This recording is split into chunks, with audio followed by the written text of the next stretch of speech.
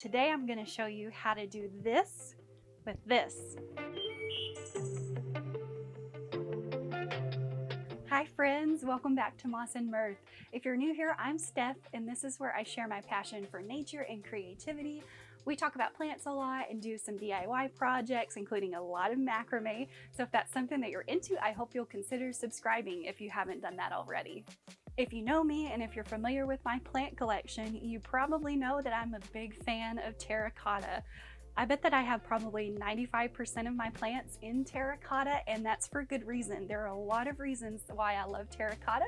So before we get started on the DIY and showing you how to seal your terracotta, I figured we'd just kind of run through the basics of why terracotta is so great for plants. The first and probably the biggest reason terracotta is so great is that it's a porous clay. So it allows your plants and the roots in your pot to breathe really well. And that's really important for roots.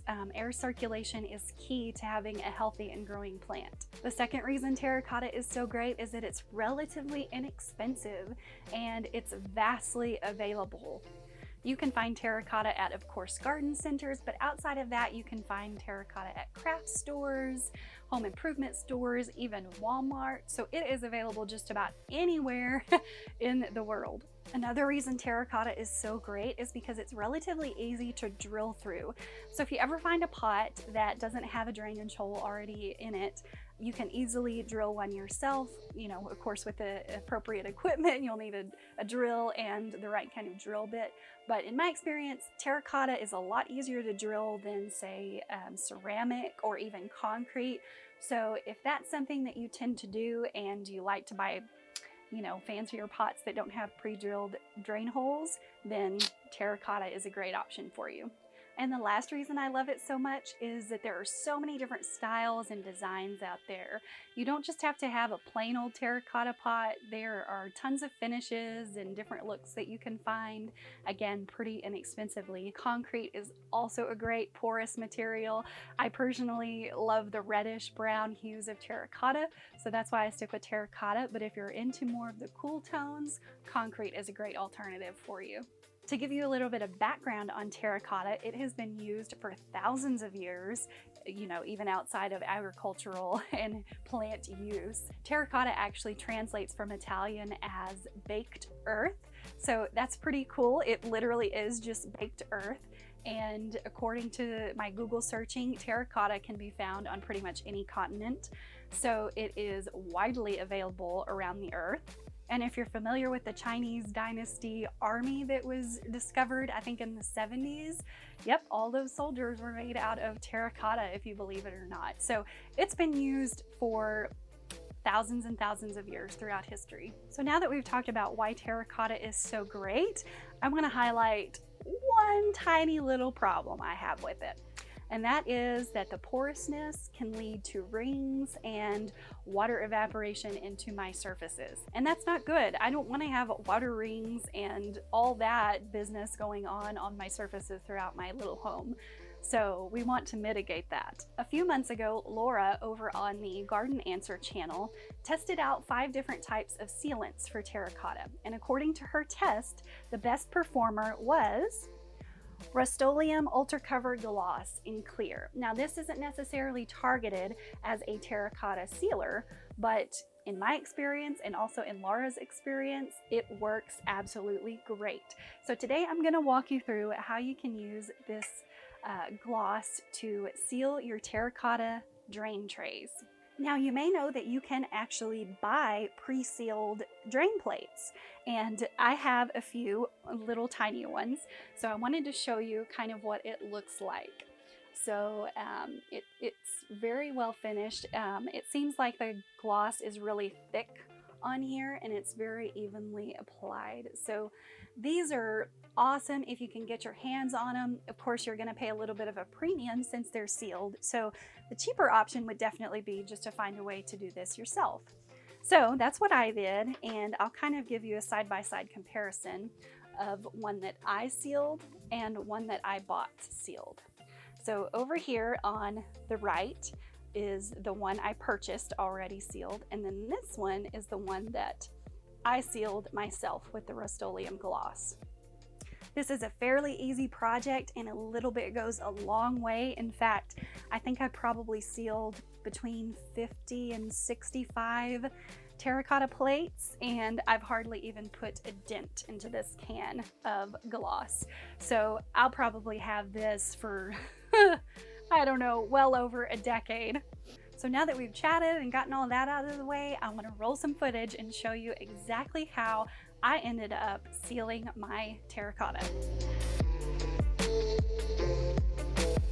Before you get started, be sure to lay down some paper or something in case you have drips.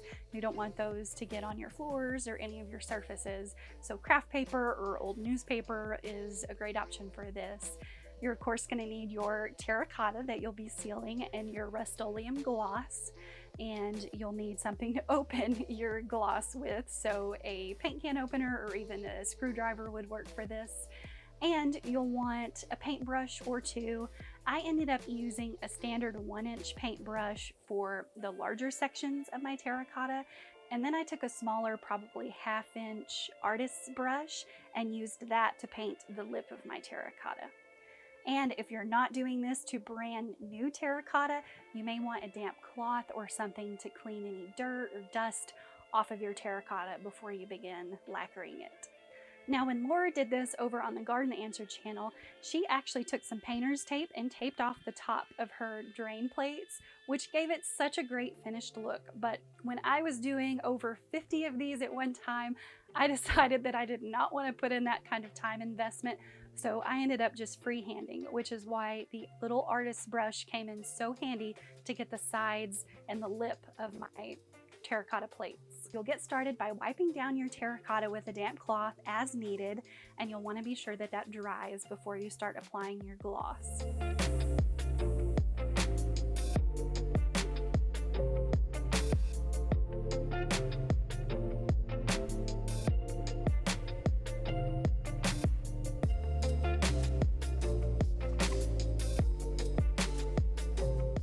Next, after removing the lid, you'll go ahead and give that a stir with your paintbrush or a stir stick, and now you're ready to begin applying your gloss.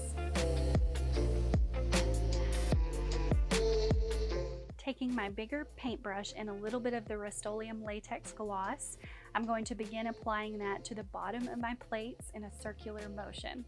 Keep in mind that brush strokes are going to show, so try and keep your brush strokes to a minimum, and you might even find it better to use a foam brush. I just decided that a regular paintbrush would do the trick for me.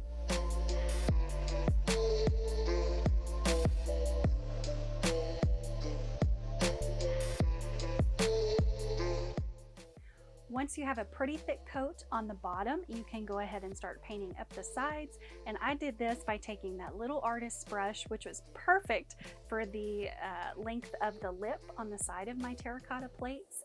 And I just simply started to paint along the sides. And it's pretty forgiving, so if you have any spots where your paint gets outside of the lines, you can simply take your finger and kind of clean it up, or even a paper towel would probably do the job.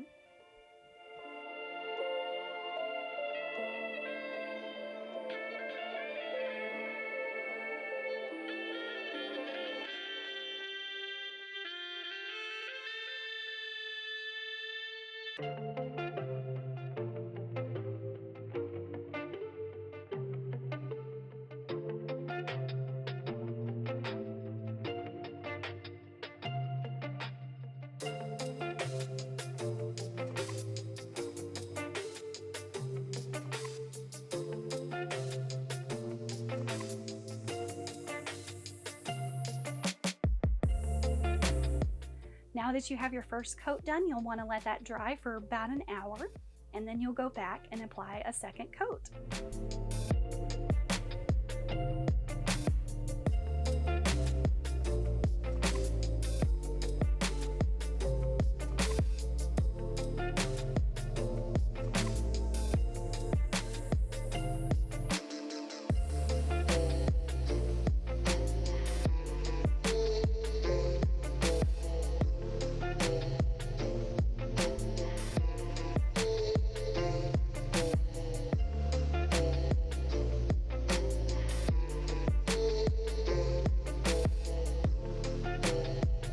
You'll want to leave them to sit for about 2 days and let them fully cure, and then you're ready to go ahead and place them back under your precious houseplants. And that's it. This is really easy. It just can be time consuming if you're doing a lot at one time. I actually clear coated all of my terracotta plates about probably 4 to 6 weeks ago because I wanted to give them a chance to let them perform and see how they did. And I think that 2 coats is definitely sufficient, although 3 would probably be a little better and just give you that extra measure, extra protection. So if you want to do 3 coats, I think that would probably be ideal.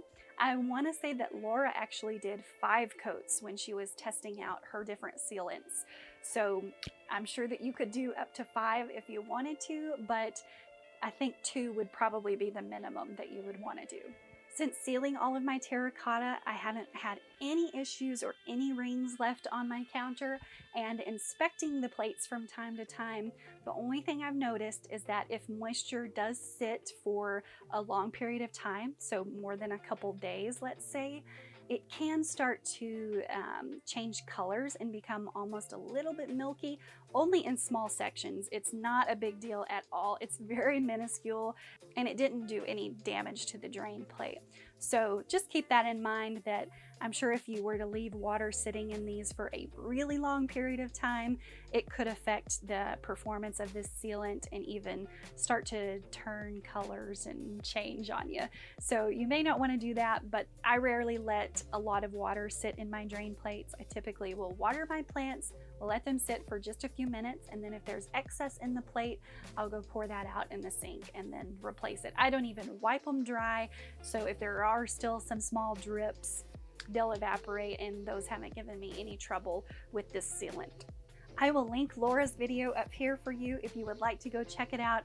It is absolutely fantastic. Her channel is amazing, so you need to go check her out. Anyways, if you're a houseplant fan, I'm sure that you've heard of her, but that video is really, really good and informational. Well, I think that about wraps it up for today's video. I really hope you enjoyed. Thank you so much for watching and clicking on this video.